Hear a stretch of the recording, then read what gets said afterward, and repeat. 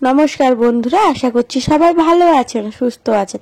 বিপাশা রান্নাঘর উইথ ব্লকে আরও একটি রান্না নিয়ে আমি চলে এসেছি। আজ হবে মালপোয়া, সুজি ও ময়দা দিয়ে মালপোয়া রেসিপি।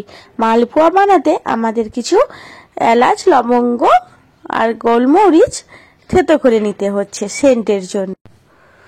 আমরা সুজিটাকে প্রায় 1 ঘন্টা ধরে ভিজিয়ে রেখেছিলাম। সুজিটা কিন্তু অবশ্যই আগে থেকে ভিজাতে হবে। আমাদের লাগছে চালের গুঁড়ো, ময়দা আর চিনি, থেতো করে রাখা এলাচ, লবঙ্গ, গোলমরিচ, আর লাগছে দুধ। সুজিটাকে ভালোভাবে হাতের সাহায্যে কিন্তু ফেটিয়ে নিতে হবে। যেমনটি ফাটানো হচ্ছে ওইভাবে কিন্তু সুজিটাকে ভালোভাবে ফেটিয়ে নেবেন। সুজিটা যত ফাটানো হবে তত কিন্তু মালপোয়াটা নরম হবে। এবার দিয়ে দিল দুধ।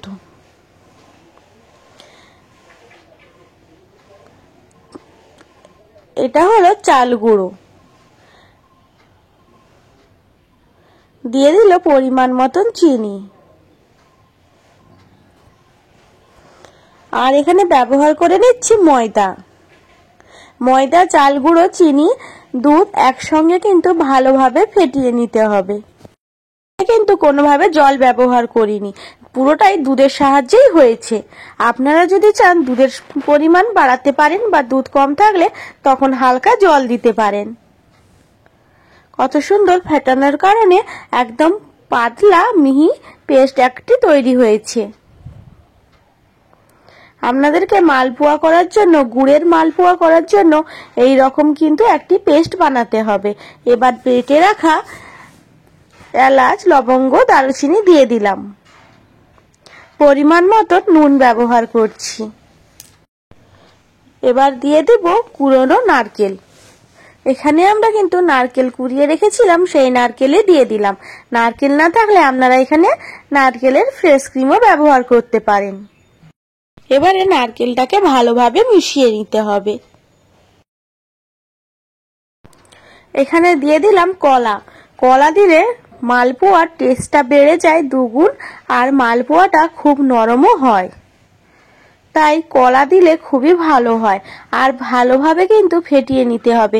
যত ফেটাবে ততই কিন্তু মালপোয়া নরম হবে। কলাগুলো ভালোভাবে হাতের সাহায্যে চটকে নিচ্ছি। এবারে দিয়ে দেব মৌরি। মৌরির সেন্টটা পিঠাটার টেস্ট আরো বাড়িয়ে দেয়, তাই এখানে আর বেশি করে মৌরি দিলে কোনো অসুবিধা হয় না। যেহেতু এটা গুড়ের মালপোয়া, সেহেতু খেজুর গুড় তো অবশ্যই ব্যবহার করতে হবে। শীত পড়ে গিয়েছে, খেজুর গুড় না দিলে হয় বলুন?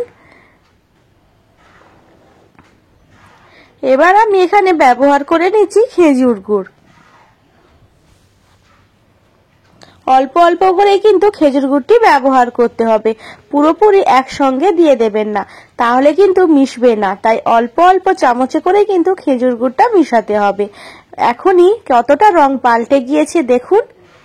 খেজুর গুড়টা দেওয়ার সঙ্গে সঙ্গে পিঠার যে পেস্টটি বানিয়েছিলাম অনেকটাই রং বদলে গিয়েছে। আমি কিন্তু একটা কড়াইতে আগে থেকে তেল গরম করতে বসিয়ে দিয়েছি। তেলটা গরম হয়ে যাওয়ার পরেই আমি কিন্তু এখানে মালপোয়াটা ছেড়ে দিলাম।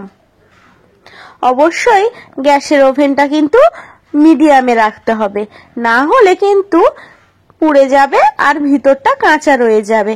তাই গ্যাসের ফ্লেমটা লোতে রেখে কিন্তু মালপোয়াগুলো আমাদের তৈরি করতে হবে।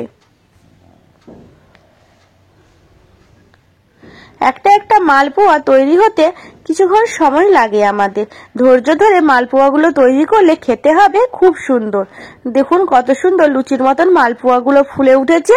আপনাদের মালপোয়াটা যদি এইরকম লুচির মতন ফুলে ওঠে তাহলেই ভাববেন পিঠা করা আপনাদের সার্থক হয়েছে।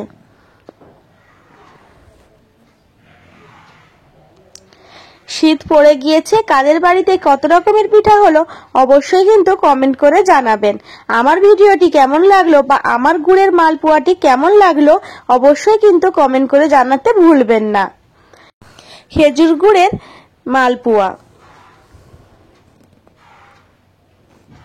আমি আবারও একটি মালপোয়া করে আপনাদেরকে দেখিয়ে দিচ্ছি। আমি কিন্তু দেখিয়ে দিলাম আমার গ্যাসের ফ্লেমটা একদমই লোতে আছে। আর আমার প্রত্যেকটা মালপোয়া কত সুন্দর ফুলছে আপনারা না দেখলে বুঝতে পারবেন না। আমার রেসিপিটি যদি ভালো লেগে থাকে লাইক শেয়ার কমেন্ট করে আমার পাশে থাকবেন।